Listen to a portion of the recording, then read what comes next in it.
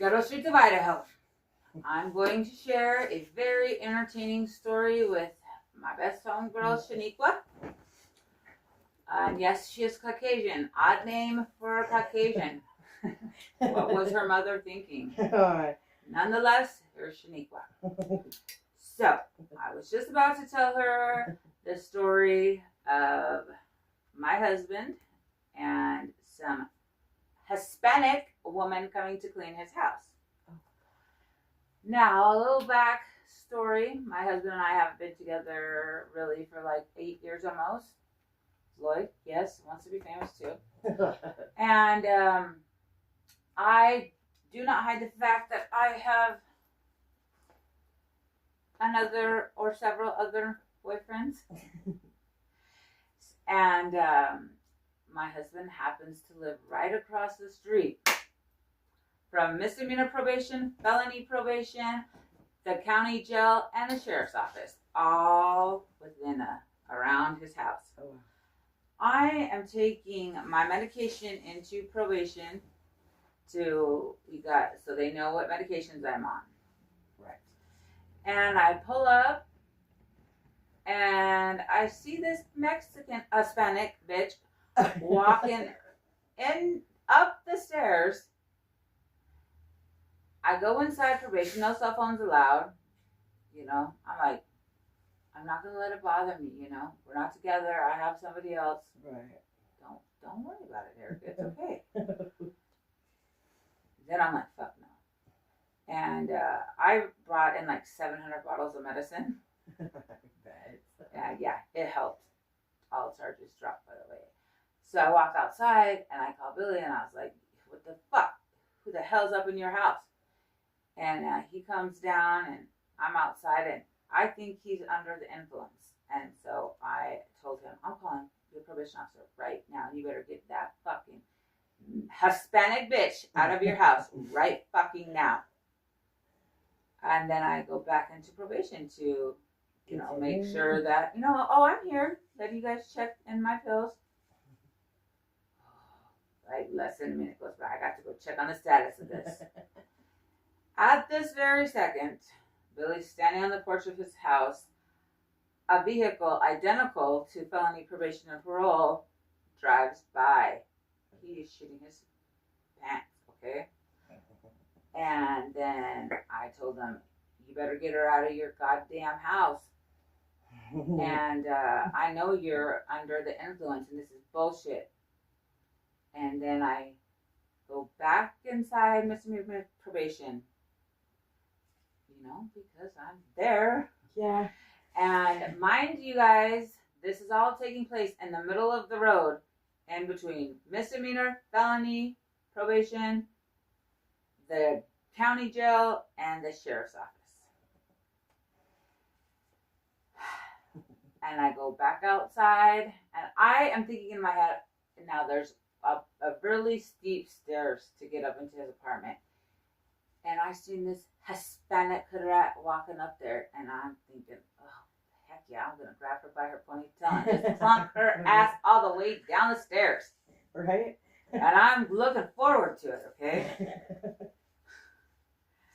And yelling, all, mind you, middle of the road, both on probation, are not supposed to have contact.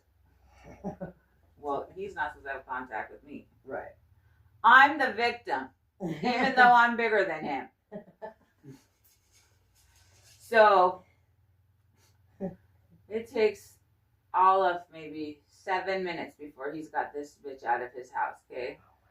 And I go walking right up to her, telling her, man, you better stay the hell out of my husband's house, you know, letting her have it. Right. And I think she even called me ma'am, and I fucking forgot about that. And if you know me, you know the word ma'am sets me off. I just remembered that. Now we've got to find her. And in the middle of the road, I'm letting this bitch have it. Right. And you get to call a woman a bitch when she's with your husband. Okay?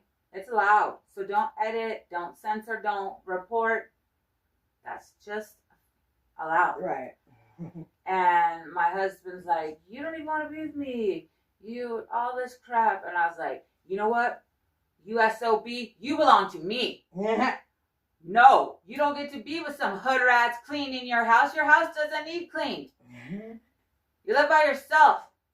Why don't you send some damn money to your daughter who's homeless? Or pay a bill for your son, you deadbeat daddy. And you belong to me. All in the middle of the street. In between 5 entities that could, in seconds, put us behind bars. Right. While checking back and forth in and out of misdemeanor probation.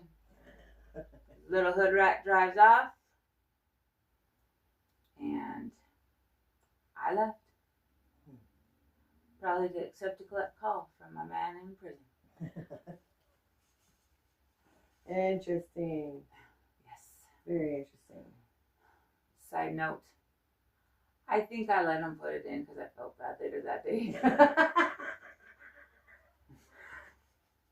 Well, there you have it. There you have it. I mean, I whined to him every day about my damn boyfriend. And he's like, I don't want to hear about it. Do I need to get some shoe polish and paint my dick? And he's got a little chick over there cleaning the house. Yeah. And I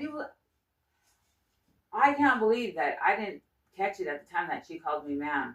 Yeah. Because being called ma'am, I will floor you. Especially it in that will situation, be worse than, but I wanted to drag her down the stairs by her hair. Plump, plump, plump, plump, plump, plump, plump, plump. Just satisfaction. Right. And also being able to tell somebody that you have been the victim of or scared of for so many years. You belong to me! Was he just like... He did exactly what he was fucking told. And, Interesting. Also, my very trustworthy inside source said he was been seen at NA with some raggedy old bitch. And he won't admit it. But raggedy old bitch, stay away from my husband. Yes. I also thought Michelle Savage was fucking talking to him in drug court. Could be her, I don't know. Because I thought it was Jennifer. And so I tried to drag Michelle out of the DI while she was working at the cash register and beat her up too. Oh my God. And I haven't been with this man in 8 years. Ladies, watch out. The things we do for fuck, for what? I don't even know. I almost said love, but I was like, where the hell's the love? I still am like, that's my husband. Right. And you know, he messaged me, you don't even love me, blah, blah, blah, blah. I'm all, if that doesn't prove love to you, what the hell does? Because I risked going to jail, made a huge scene, well, this great. Right in front of probation. Yeah. That's love. I don't see you coming over here and yelling at my dudes. I'm surprised they didn't come outside to see why you kept going in and out. Yeah. It's usually like when you're in there. I went in and out like 5 times. Wow. Well, that's because they know that I've got the cirrhosis that I'm on. I'm dying. Right. And you just took them a suitcase full of pills, so. Yeah. So good to record. Yes. Oh, Lordy. Lordy. Look, he's 40. Look, he's over 40. I barely found out this dude's so much younger than me. Yeah. I'm like practically a choma. Hey, I don't even want to hear about that. My boyfriend's way young. Sheena's got it going on. I mean, Shaniqua. That's interesting. Well, So, I'm glad that you got to confront the situation. Yeah, a little excitement. Look, like, who's calling? Did you see the number?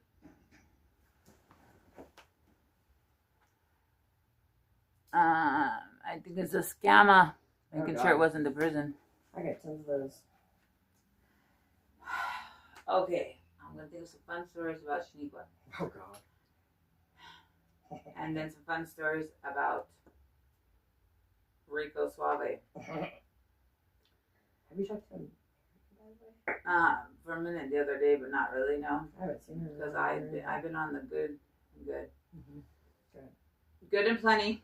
The good and plenty. Obviously. You guys just wait till they suck another 5 gallons out of this stomach. Oh How my good I'll look. gosh. How much are they taking off at a time? 5 liters.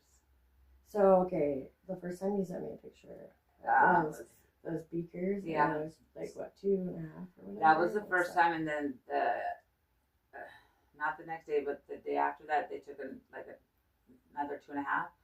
And then a month later, they took off 5 bottles. And, oh God. It's like being pregnant with an elephant, all right? I bet. And It's constantly like bloated or something. you're huge, and you can feel it's moving around. It's like having a baby moving around inside your belly. You can't sit up, you can't bend over, you can't breathe. You don't get enough oxygen. It's putting so much pressure on your organs that they're not working properly. Right. And totally uncomfortable. So they made me, because it's hard to get the radiologist. By the way, I have cirrhosis of the liver caused by my mother and my husband, so I deserve to do things like that to him. And my mom, I hope the dogs eat her face, okay? I love you, Mom, but that's probably what's going to happen to you. Anyways, so because it's hard to like schedule in the radiologist, because that's who has to do the procedure, I have to have perientesis, where they drain the fluid off of your abdomen that isn't expelled right. by a non-working liver. Oh, wow. So they just wanted to schedule me for every 2 weeks. Mm-hmm. Same day, so that the doctor's always there. And so I go to that appointment thinking, there's no way I've got 5 liters, because I just had 5 liters taken off a couple weeks ago. They keep a sucking and a sucking. It's like siphoning. Wow. They put a big old long needle. Let me see who's calling now. So you don't have like a port load. Okay, so like dialysis, they have the Hold on. port. No. It's the kind